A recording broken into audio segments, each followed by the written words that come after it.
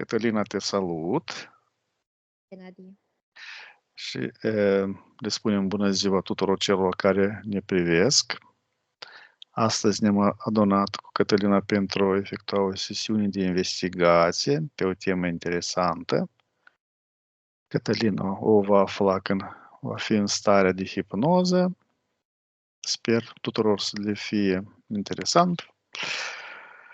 Cătălina oferă corpului o poziție cât mai comodă. Acum, număr de la 1 la 3, iar la 3 te conectezi la noțiunea de realitate și îmi descrii ce vizualizezi și percepi. 1, 2, 3.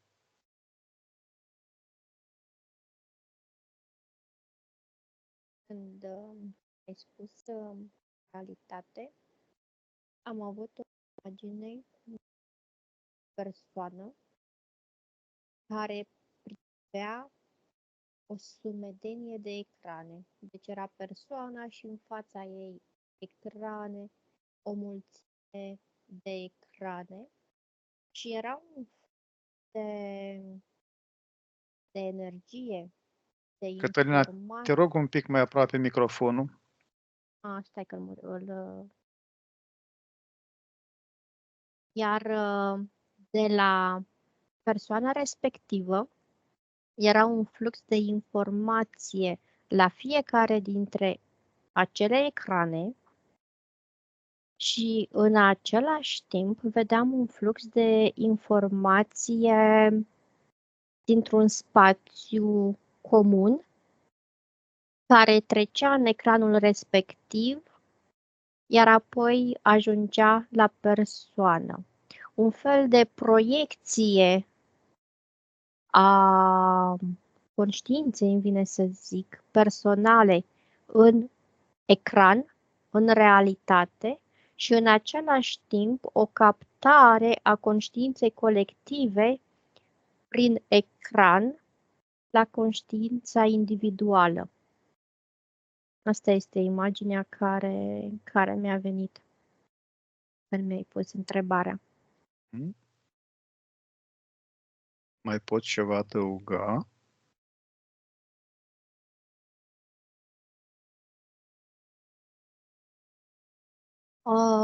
Privesc acum acea persoană și o văd că sunt momente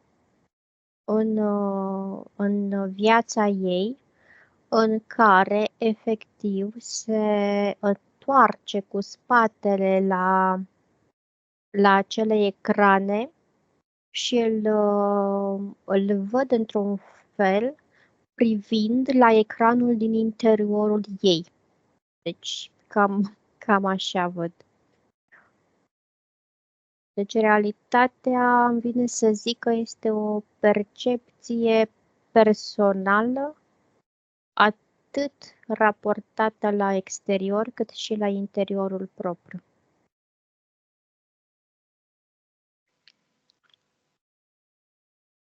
O să merg la următoarea întrebare.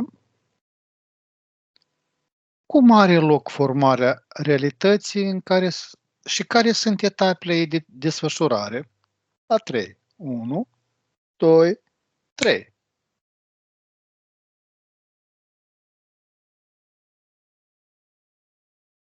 Informația care îmi vine este că suntem programați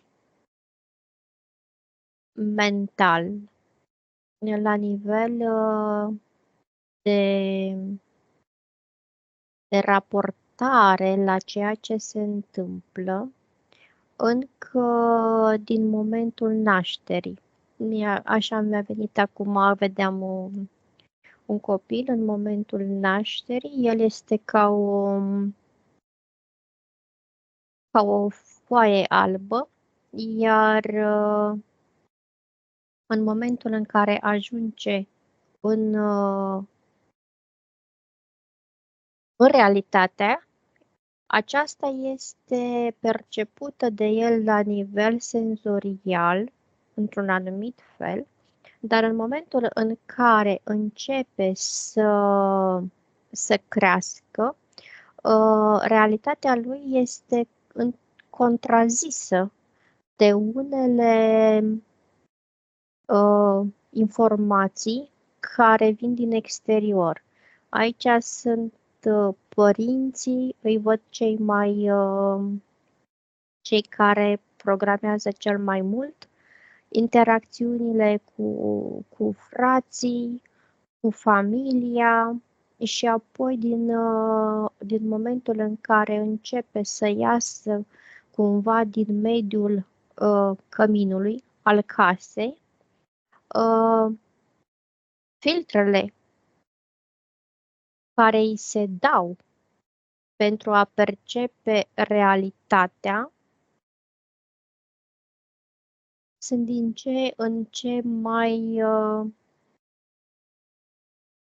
constrictoare, îmi vine să zic, pentru că aici văd foarte bine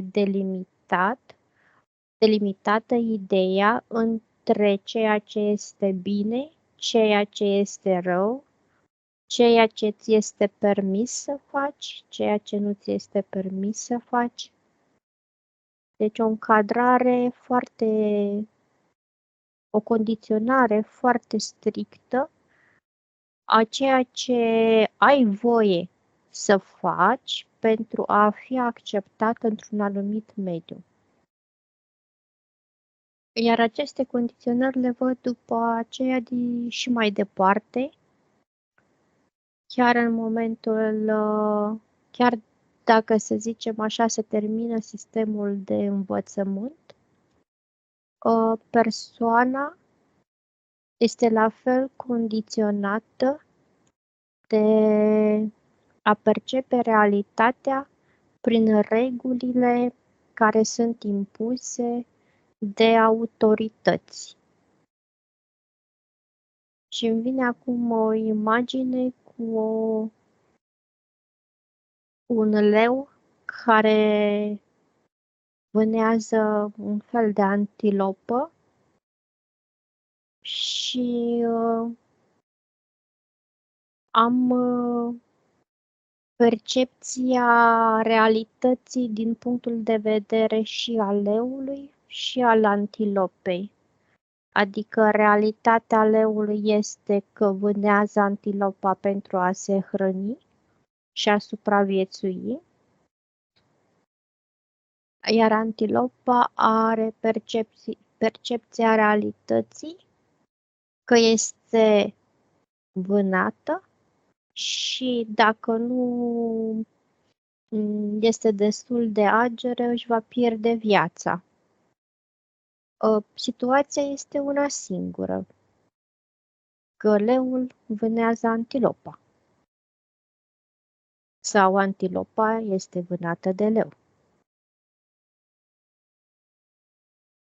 Deci tot timpul realitatea o văd că este percepută prin ochii celui care o privește.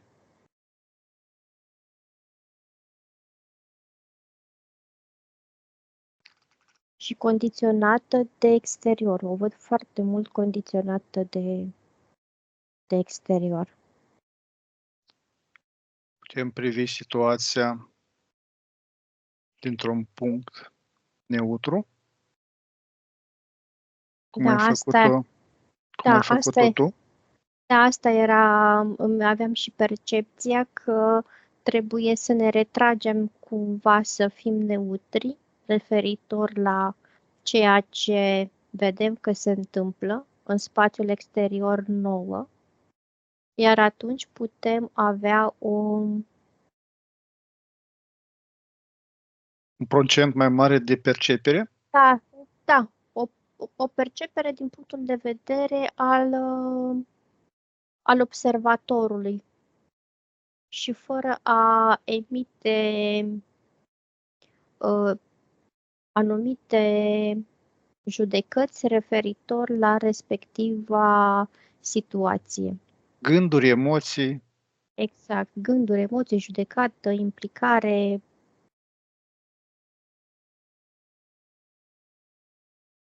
o percepere absolută, da?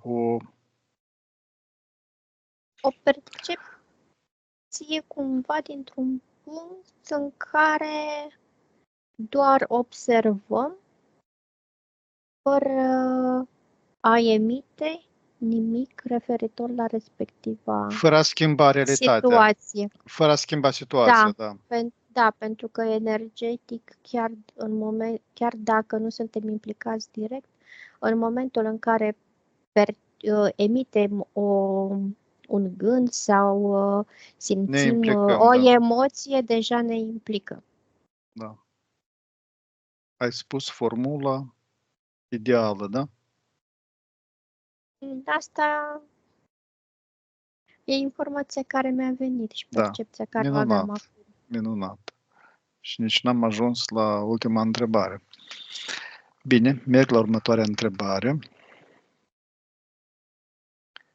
Care este legătura dintre realitate și percepția senzorială a omului?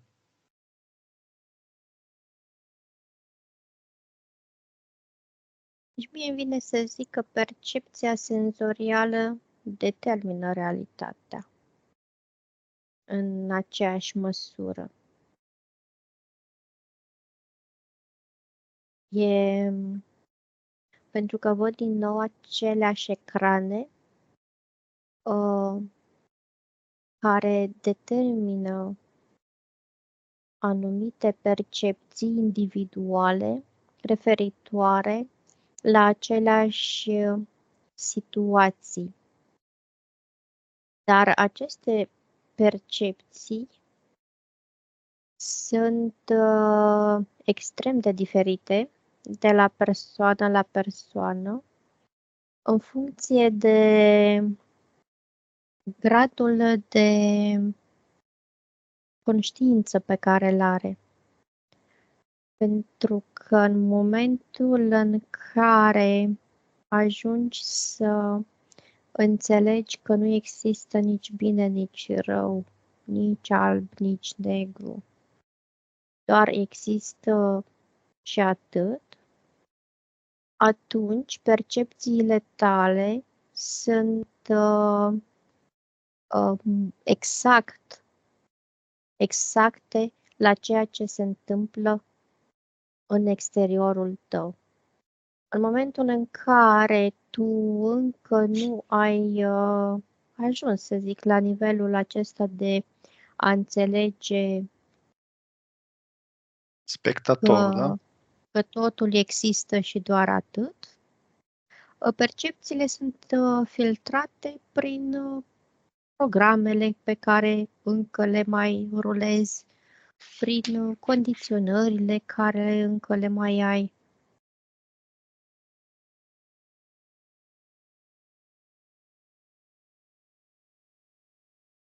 Vreau să zic că este o dependență direct proporțională dintre percepția senzorială a omului și realitatea. Da. Este în sensul că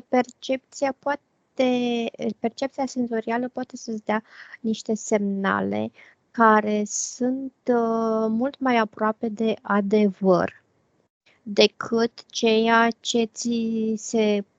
ce poți percepe prin intermediul minții, să zic, da? Conștiinței.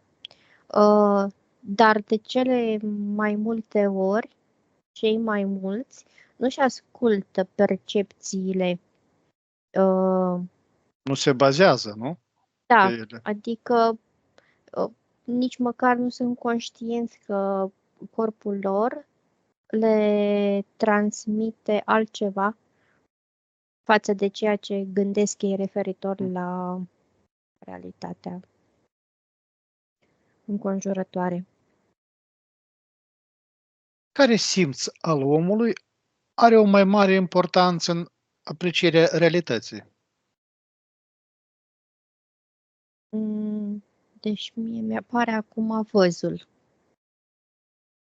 La foarte mulți este ceea ce se percepe prin contactul vizual. Apoi este auzul.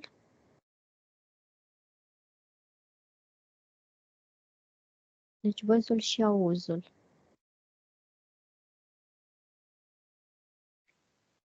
Doar că prin aceste două simțuri sunt și cele mai bruiate, să zic așa, informații. Putem adăuga și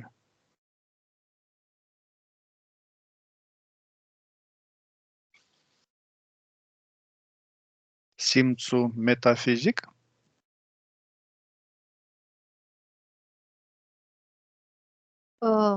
Aici, ceea ce percep eu sunt o anumită categorie de persoane care percep realitatea la acest nivel. Dar numărul persoanelor este mult mai mic comparativ cu populația, să zicem așa, comună, care unii nici măcar nu știu că există așa ceva. Dar și percepția aceasta metafizică o văd și aceasta condiționată de programare. Adică și aici văd mai multe niveluri. Pentru că percepția poate fi cumva intermediată, îmi vine să zic, de anumite filtre și rezultatul care ajunge la cel care percepe să nu fie 100%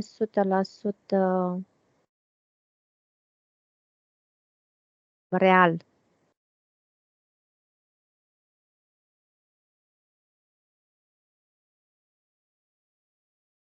Oricum, și aici este important nivelul de conștientizare, nu? Da, exact, pentru că aveam imaginea la, să zic așa, o persoană care este într-un bazin plin cu apă și ți-ți spune, știi, ceva. Tu vezi că-ți vorbește, înțelegi cumva ceea aproximativ ce-ți spune, dar din cauza filtrelor, aici fiind apa, tu nu percepi realitatea a ceea ce îți spune.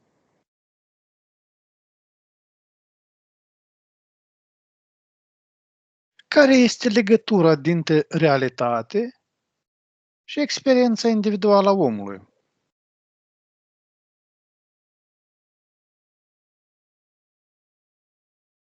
Care este legătura?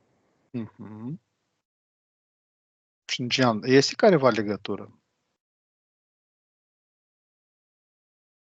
Îmi vine același mesaj. Realitatea este individuală pentru fiecare persoană în parte. Chiar dacă, să zicem așa, este o realitate pe care o percep la nivel comun, o masă de oameni, percepția individuală este diferită semnificativ în funcție de conștiința fiecăruia.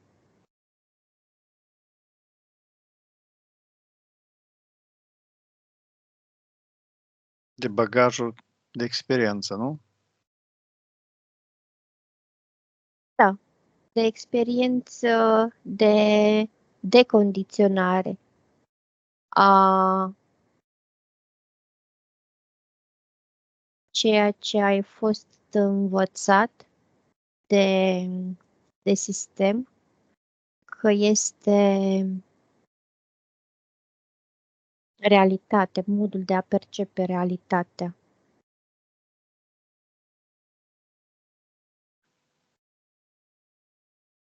Oricum, pe acea foaie unde a fost scrisă, este posibil de a șterge ceva? De a deprograma? Da. Da. O poate face oricine? Poate face oricine când ajunge la un nivel în care să-și dea seama că a fost condiționat și programat fără a ști și fără intenții, să zicem, rele, teoretic. Dar este un proces care începe în momentul în care devii conștient că ceva din tine și din percepțiile tale nu sunt în concordanță cu ceea ce ai fost învățat și este o continuă, un continuu proces de a ajunge să te observi în continuu, pentru a-ți da seama ceea ce este de fapt realitatea dată de percepțiile tale și realitatea care îți este codificată prin programarea ta.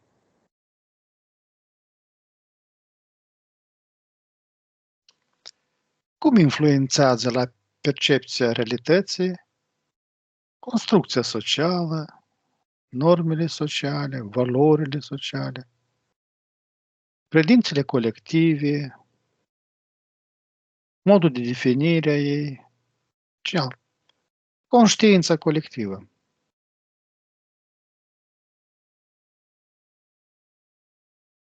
Până în momentul în care îți dai seama că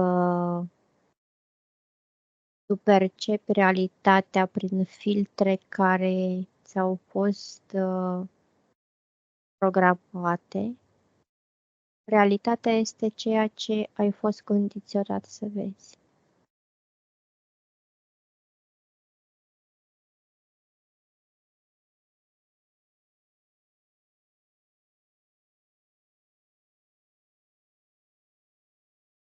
Să știi că am uitat întrebarea. Cum influențează la percepția realității construcția socială, normele sociale, valorile sociale, credințele colective, Până la modul un de definire a da. ei, Până la un conștiința colectivă. deci îmi vine să zic că până la un anumit moment de trezire, să-i zicem așa, condiționează tot. Condiționează tot ceea ce percepi. În momentul în care începi să-ți pui întrebări și să-ți dai seama că nu e chiar așa,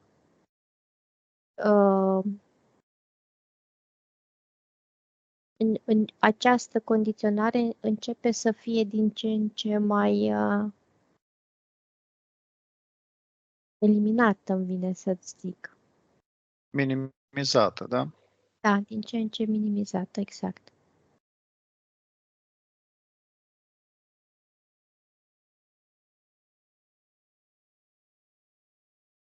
Care este rolul științei? Metodele empirice, raționamentul logic, în procesul percepției realității.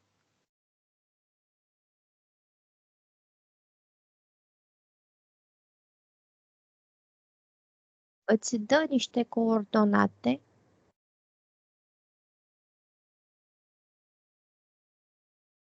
prin care tu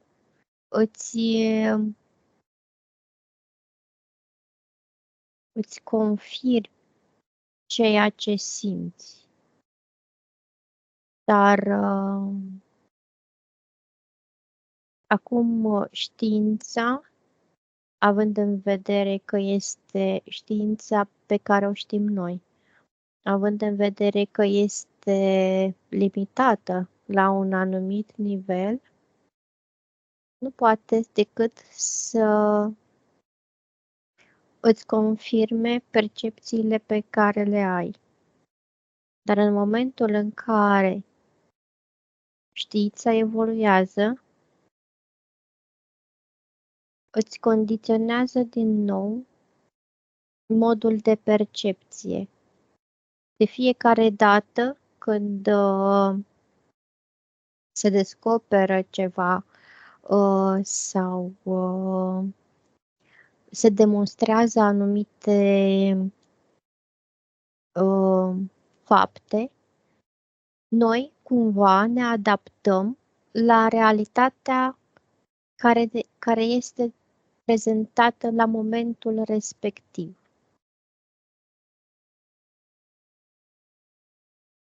Totuși, mie îmi vine iar acum imaginea aceea de la început, că indiferent câte straturi și câte etape ar fi de descoperire a științei și care ar avea ca impact schimbarea percepției noastre referitor la realitate, cel mai important este să te raportezi tu la interiorul tău și la felul tău de a simți prin toate simțurile ceea ce se întâmplă în exteriorul tău.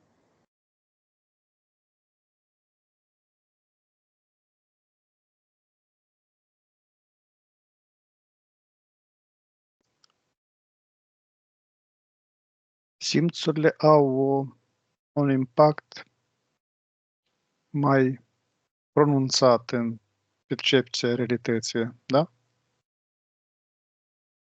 Da.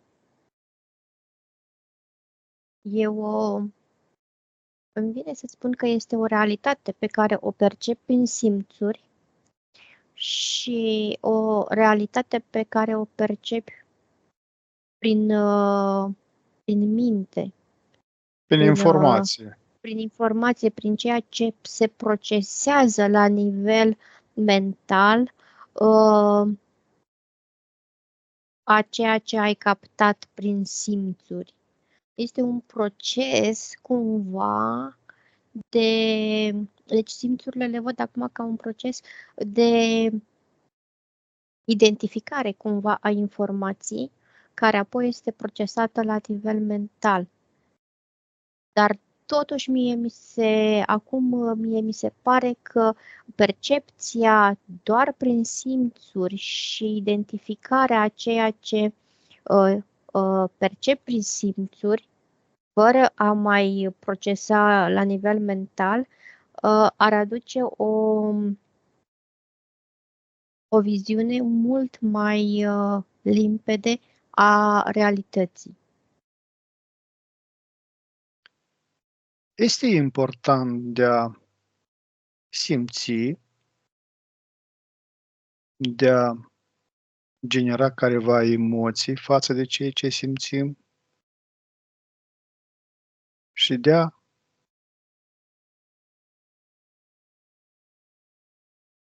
le prelucra mental aceste emoții, simțuri pentru percepere. Asta este drumul cel mai adevărat pentru formarea realității? Mie informația îmi vine că ăsta este drumul care este implementat cumva pentru formarea realității. Adică așa a fost, așa este programat programată ființa umană să perceapă realitatea. Asta e esența. Da. Ideea este că în momentul în care se filtrează la nivel mental printr-o structură care are foarte multă programare, atunci realitatea este condiționată de acea Și ea programare. programată, nu? Da, de acea programată, indiferent ceea ce simți. Care este rolul conștiinței în perceperea realității?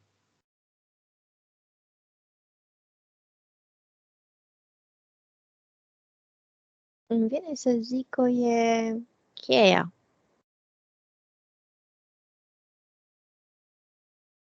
Cheia care deschide sau închide o fereastră care îți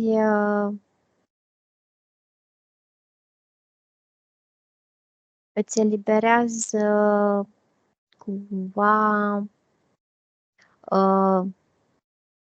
modul de a oglindi ceea ce este. Nu știu dacă face sens.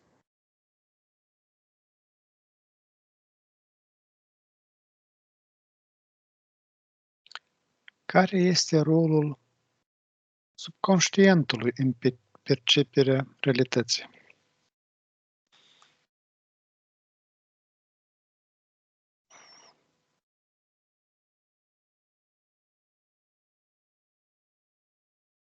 Subconștientul este ca ce informația care îmi vine e ca un fel de limitare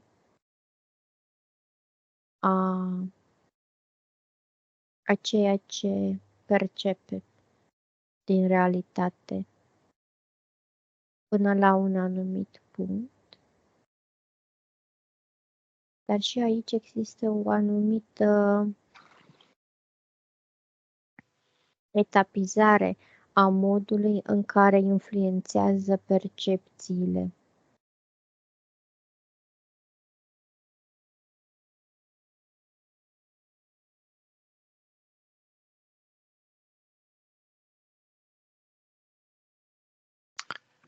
Modul în care gândim, simțim și reacționăm la stimuli influențează percepția noastră asupra realității?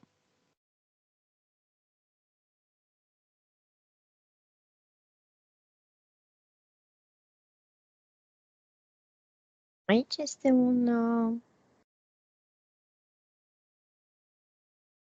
deci este ca o reacție în lanț. Este ca imaginea care îmi vine este ca o picătură care cade într-un ocean. Adică ceea ce percepem noi prin simțuri se prelucrează la nivel intern al nostru, atât prin neuronal, îmi vine să-ți spun, și senzorial în același timp.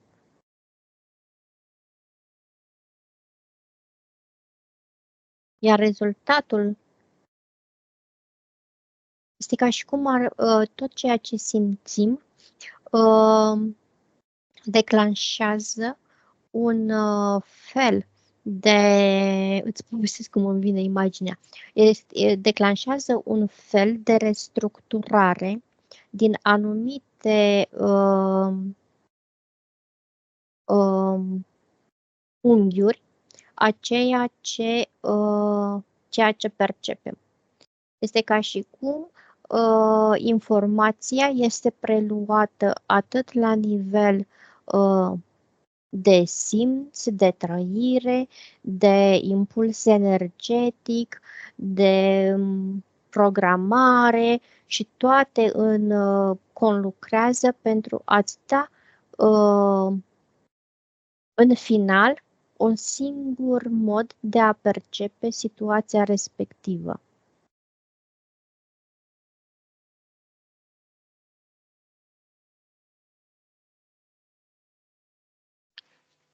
Contextul temporal și spațial influențează realitatea?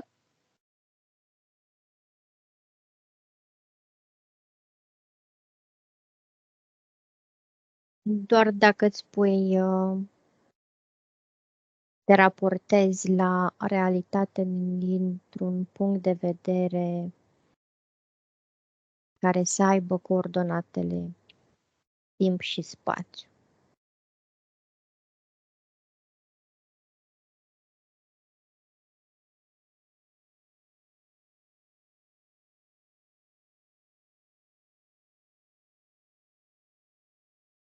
Pentru că, uite, îmi vine așa un exemplu referitor la o amintire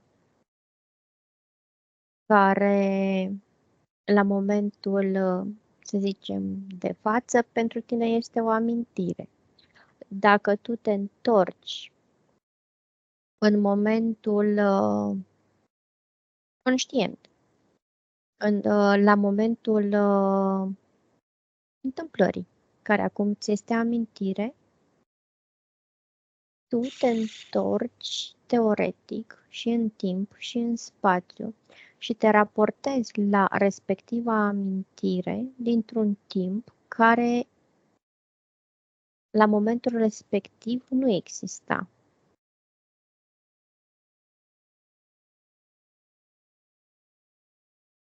Și în momentul în care tu ajungi la amintirea respectivă, timpul și spațiul din care tu privești ca observator și timpul și spațiul amintirii se suprapun.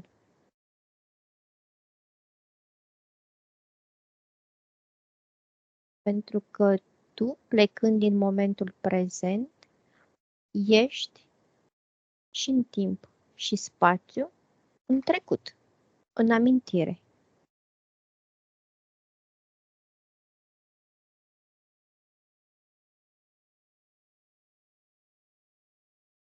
Dar ne poate influența prezentul?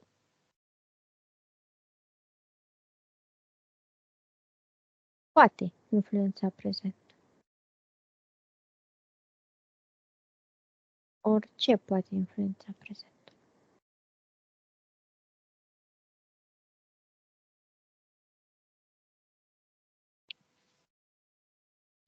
Arta, literatura, cultura, istoria, mitologia, muzica contribuie la formarea realității?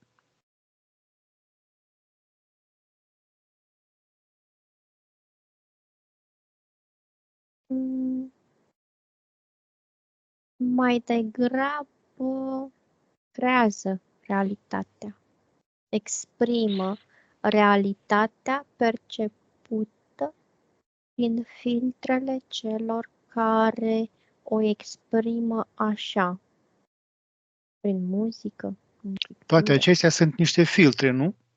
Da.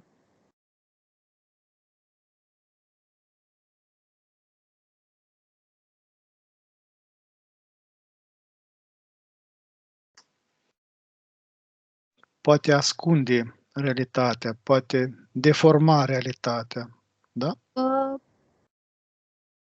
O poate, să zicem așa, modifica, dar este o modificare prin percepția fiecăruia.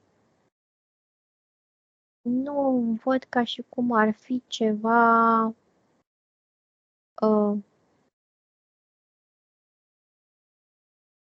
care să aibă influențe, să zicem, negative. Mă refer la artă, la muzică.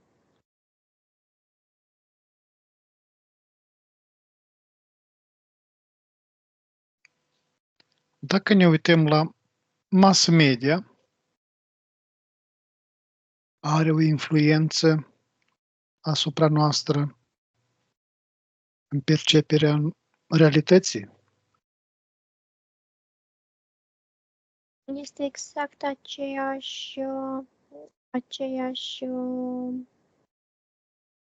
modalitate de a transmite realitatea prin filtre. Acum că filtrele pot fi influențate și redată realitatea prin niște filtre condiționate de necesitatea de a o prezenta realitatea într-un anumit fel, e altceva. Și chiar și așa, tot receptorul este cel care este în măsură să perceapă ce se transmite prin filtrele proprii. Adică chiar și condiționată realitatea într-un mod manipulatoriu, să zic așa, poate fi identificată de receptor și simțită la un nivel individual.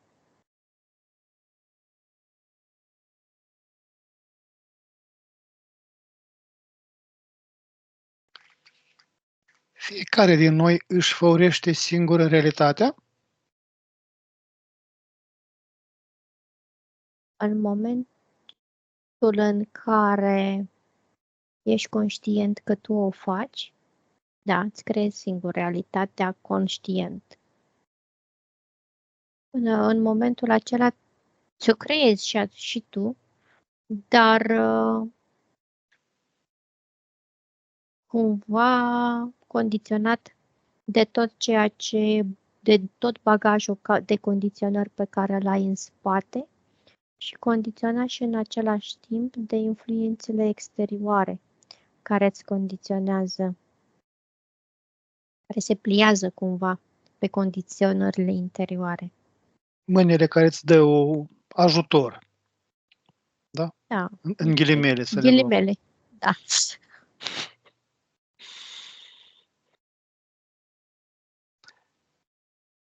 Mai poți spune ceva despre făurirea realității?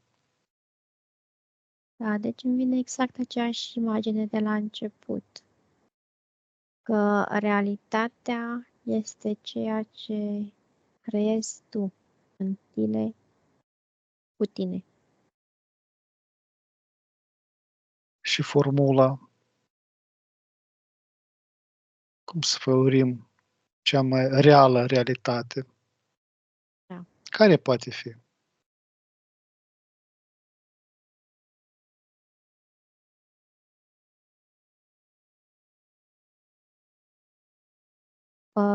La nivel individual, realitatea este un proces prin care conștient tu emiți în exterior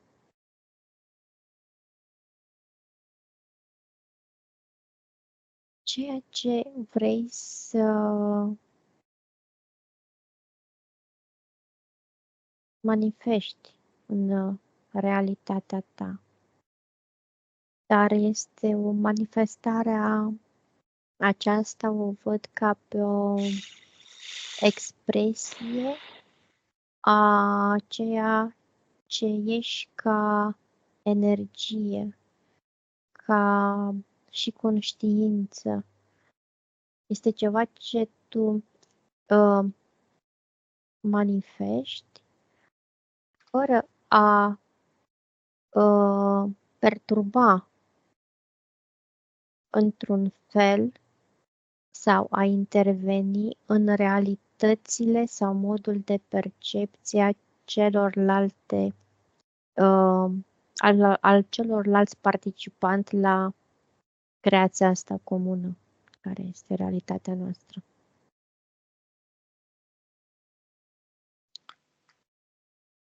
Creșterea conștientizării este formula cea mai aproape pentru formarea realității reale, da? Da, când știi ceea ce ești, atunci creezi în concordanță cu ceea ce ești.